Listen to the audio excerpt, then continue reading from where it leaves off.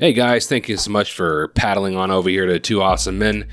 We got about last week, we got a pre-screening to go see, what is this movie called? House of Gucci. House of Gucci. Yeah, which is, it's pretty cool because if you become an AMC stockholder, you get a few perks, such as sometimes they give like pre-screenings to movies. They're not usually like big movies, but movies like House of Gucci, it's probably the biggest movie so far since they started doing it, that they've offered pre-screenings to their stockholders, their investors.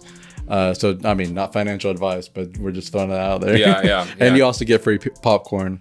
Yeah. It's cool too. Yeah. Also, and this may, I don't know if this is obvious or not.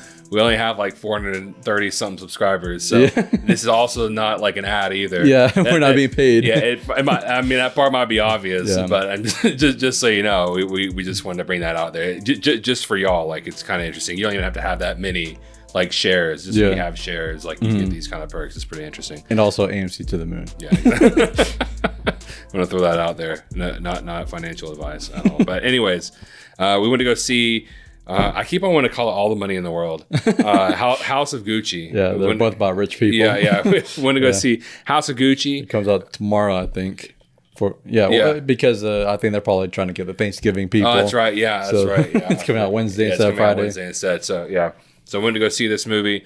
To be honest, I really wasn't interested. I mean, I'm not going to say I wasn't interested at all because I do like Adam Driver a lot, and I'm really interested in how Lady Gaga is going to evolve as an actress. Right. So whenever she's in something, I really am interested in something like American Horror Story. Except for American Horror. I mean, I'm sorry to those fans out there. I really just don't like American Horror Story. Yeah, I can't have to agree with you, unfortunately. Yeah. Other than that, whenever she's in movies, like whenever we saw like A Star Is Born, she's fantastic. Like I watched that movie, I was like, there's no way that she just like hasn't been acting. Like it just seems like she's like a very like what's the word? Seasoned. Yeah, veteran. Seasoned actress. Right. Hopefully, she'll win one day win like an Oscar for acting. Yeah, it would be cool if she gets an EGOT, which I know some people are going to say she already won an Oscar for Best Original Song for Shallow in A Star Is Born.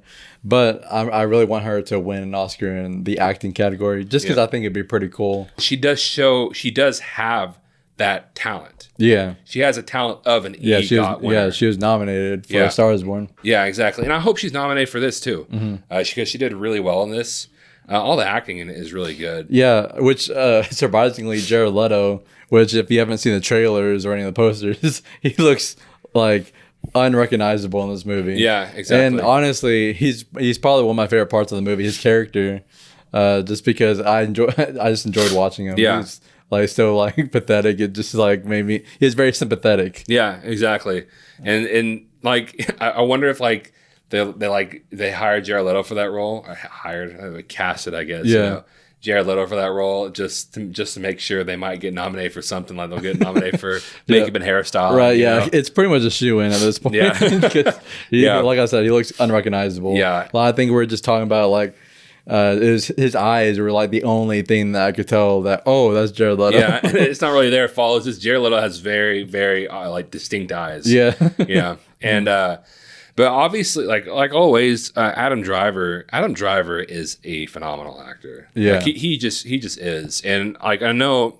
If you really were, I don't know if anybody like got turned off of Adam Driver because big Star Wars fans. The sequels. But like if you don't want to give, for them. Yeah, exactly. If you don't want to give, which first of all, if you don't want to give Adam Driver a chance because he was in a Star Wars, he was in a bad Star Wars movie. Yeah. Watch his stuff. Like grow up a little bit and watch his other stuff. Yeah. Like he actually is a really good actor. It's I keep on talking about random stuff. It's kind of like whenever people talk about how they don't like Andrew Garfield because of the Spider movies, but he's actually a really good actor. Exactly. Or Robert Pattinson because of Twilight. Yeah, exactly. They're all really good actors. They just had bad roles like everyone else. I really feel like the story, just the best way I can kind of describe just this movie kind of as a whole is like Diet Godfather with fashion instead of the mafia. Yeah.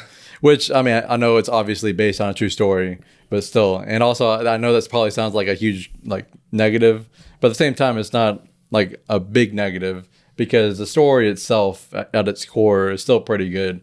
It is still engaging, just about these people rising up in the fashion world when they were so far out of it at the beginning of the movie. So it's still interesting to watch. And it's also funny that I say that because Al Pacino is in this movie too. Oh yeah.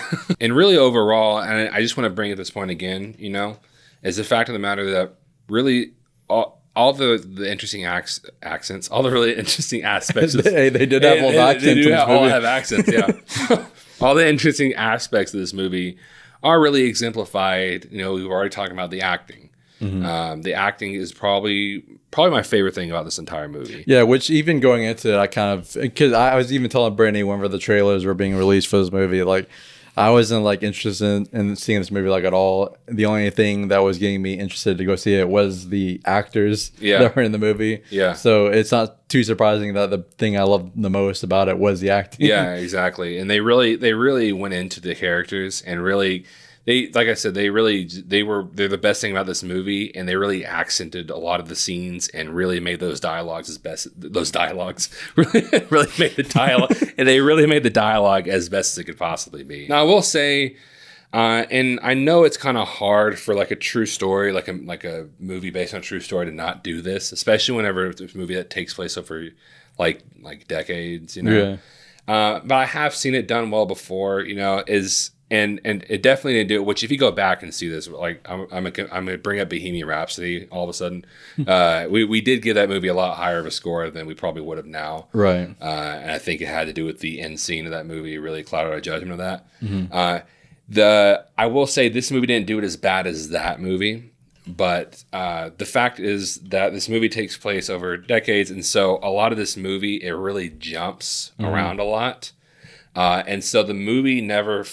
For me anyways, it's really hard for it to like in my head to like make it really feel like a cohesive film completely, just because of how much it jumps around from year to year and how kind of boggled, like, you know what I mean, like it makes the movie feel. Right. Yeah. It honestly, there's a lot of times where it felt like things just kind of happen. Yeah. And they just like moved on to the next thing. Yeah. Like especially I mean, just off the top of my head, like there's some stuff, like I'm not gonna go into spoilers, but so there's some stuff with his Adam Driver's character's father, played by Jeremy Irons. There's some stuff with him that just kind of just happened, and then it didn't really have that much emotional weight that it probably should have, because it just happened and then just moved on to the next thing, and something major happened with him, and then just moved on to the next one. It's like, and then it's over with that section. Yeah, and that really is probably my biggest flaw, just in terms of all the characters in general. While I do think the characters themselves are written well, I think that the pace of this film really kind of not killed it, but like it really what's damaged, I guess, is a good word, a little bit, these characters and what they could have been. I think, and honestly, I really feel like a lot of true stories should be TV shows, and I think this is a really good example of a true story that should be a TV show, because it's like takes place over like 2 decades maybe. Yeah, it was over several years. Yeah. I know that. I don't know how much exactly. But it might have been less than that, but it definitely is over a long period of time. And I think when it comes to movies, even though yes, it's you want to know these characters, you want to know these characters' background. I do think that if you're making a movie, you need to know what to put in and what not to put in. I think I do think their backstory is interesting, but if you're wanting to tell this other tale, like this massive story, you do need to know a lot. You do need to put in more of like visual storytelling, and that is the fact that some of this background information, in my opinion, doesn't really necessarily need to be in the movie. It can just be visual storytelling. Maybe not all of it, but some of it, know. And I think that would really take away how bloated this movie kind of feels at times. And overall, what to me a little bit, what I felt is because of the way it jumped around and the way my mind couldn't really get engaged with scenes that well, and the way it couldn't get engaged with the characters that well. Sometimes it just felt a little boring at times, and it really didn't have anything to do with the scenes themselves or the characters or the actors. It just had to do with how much this movie kind of jumped around a lot. And then they have some music choices in this movie, which I think we have a little bit of a differing opinion on this aspect of it. But they use a lot of like popular songs throughout this movie. I mean, they have a original soundtrack, but they also play a lot of like popular songs. And at first, it kind of threw me off because it didn't really feel like it fit very well. And honestly, I don't think it like fit like super well. But at the same time, as they kept playing like popular songs throughout the movie, I kind of got used to it a little more. Yeah. And it did kind of fit like the glamorous lifestyle or the glamour of the fashion industry that this movie is about. Yeah. So it kind of fit in that sense for me. Yeah, exactly. Exactly. I don't agree with you. Yeah, exactly. I don't agree with you at all. I'll say that for me, the way I felt about it was, I don't know if I necessarily didn't feel like the songs didn't fit. It's just that they played them so much that they kind of it kind of just felt like he was like, oh, I need to make sure that they know what time period we're in. Yeah. And they played a song like literally like every like 10, 15, 20 minutes. Mm-hmm. And it was just like these pop songs. And I don't mind when people like do that, like play like a popular song. But this movie did it so often. Yeah. And every time they played a song, I'm like, oh, another song. Like I didn't like that aspect of it. And it just kind of felt a little cheesy to me because just how many songs they played. Now there are movies that can pull that off. I don't want to sound like an MCU fanboy, but one of the few movies that did that well was the first Guardians of the Galaxy. Right. Also, Baby Driver. Baby Driver was another one. Mm-hmm. And it's just because those movies, the main characters were all about that music. That was like one of their core character traits. Right. Was, the playing that music. Yeah. But for this movie, the music wasn't the character's core traits. It's just that it was a song that was popular probably at the time. Yeah. And that's why I never really felt like it fit to me. Like I said, in each scene they were in, they fit individually. Mm-hmm. But overall, how many times they played them, it just made it not fit for me. One thing I don't think I've talked to you and Brittany about, but it didn't happen a lot, but it happened more than once. It happened a handful of times to where like there's some scenes where like it felt like the scene should have ended, but it just kept going, and it kind of felt like the director was just like letting them like do whatever they want. Yeah, I can. And it got kind of awkward. Like there's one time whenever towards the beginning of the movie, whenever Adam Driver and Lady Gaga are on the phone with Al Pacino. I know I'm saying their actor names, but I can't remember their character names. And like he's trying to convince Al Pacino, trying to convince them to come to his birthday party. And then like it felt like the scene should have ended at this one time, but then just like kept going. Yeah. And like of them like just like not really bickering back and forth, but like them trying to like decide if they want to go to or not.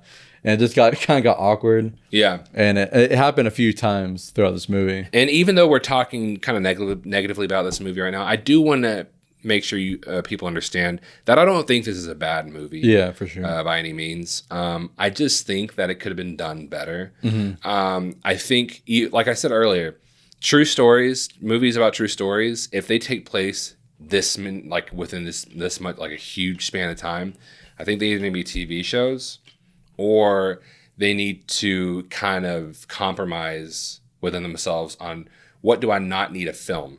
Mm-hmm. Sure, I love the backstory whenever they show Lady Gaga and Adam Driver getting getting together, but I don't think they need to have all of it. Mm-hmm. I think there's a way to incorporate that story without completely showing it. Right. I think most of the time there is. Yeah, especially because it plays into what we were saying earlier, or what I was saying earlier about how things kind of just happen to where, like, I mean, it's kind of a spoiler, but it's at the very beginning of the movie. Like they meet at a party. Yeah. And then like the next scene or two, he's like completely leaving his family to be with her. Yeah, exactly. It's like we don't really feel that between them. Yeah, exactly. I mean, they're good actors, they have good chemistry, but I mean, there's not enough time to feel that big connection between the two characters. Especially since there's a huge thing in this movie about Adam Driver and his father, and we keep saying the actors' names, but And, you know, we kind of touched on it earlier, but there's not a lot of scenes with them in the movie, you know? And so it's like, and pretty much it kind of just goes back to what we were saying about a while ago. It's really hard to fully feel the connection between these characters. Not at all. You can definitely feel the connection between the characters. You can definitely feel some emotional weight to some of the scenes.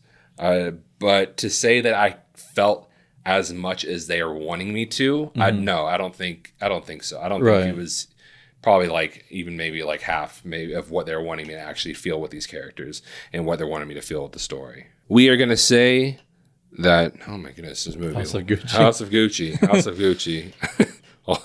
Yeah, we're going to go back and do All the Money in the World real quick. I keep wanting to say that. You were about to say that. Yeah, I was about to say it again. Every time I said I wanted All the Money in the World. We are going to say that House of Gucci is 65% awesome. You know, I know that 65% kind of sounds low. Yeah. I do want to direct. We do have a video somewhere on this channel that we're talking about, like explaining all of our grades. Right. And 65, and you've said it pretty well in terms of what 65 could mean. If you go to like Rotten Tomatoes, whenever a movie is rotten, it's below 60. Yeah. So like the percentages are made up of the percentage of critics who gave it a 60 or above. That's the percentage. That's where the percentage comes from. Yeah. So for us, 65 is like it's good. Yeah. You know, you don't look at it in terms of like school grades. Yeah. It's like, yeah, exactly. It's not like failing for us. It's just like it's good. It just needed a lot of work. Yeah. You know, and you know, if you're wanting to see this movie in the first place, go ahead and watch it. I will say that definitely like we keep talking and trying to drive this point home, the actors really make this movie worth it. Yeah, exactly. And I don't like being super negative about movies. There's a lot to talk about with this movie that we want to bring out. Yeah, exactly. So yeah, go ahead and watch it and check it out. And I do think you'll at least like it. But anyways, don't forget to like, share, and subscribe, and comment and tell us what you thought about House of Gucci. Did you have any different opinions or anything like that? And are you an AMC ape? Yeah, exactly. And don't forget to follow us on social media. We have Facebook, Instagram, and Twitter, and TikTok, all at 2 Awesome Men. And as always, thank you so much for and as always, thank you so much for watching, and you will see us later.